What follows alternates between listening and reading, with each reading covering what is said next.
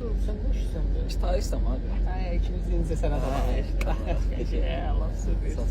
Sarı abi, ifadəsən haber nə? O da sen o pasokadan mıkkın tanıysan ha. Yuxarı pasiyoka. Ha. Hə, tanıyıram. Məsələn aşağı pasiyokada Mickey Mouse tanıysan mı? Ha, balaca çocuğu. Ay, saçlı ve darbe indirsən. Bomboş yaptın. Yere bakma. Hasta çiğdi.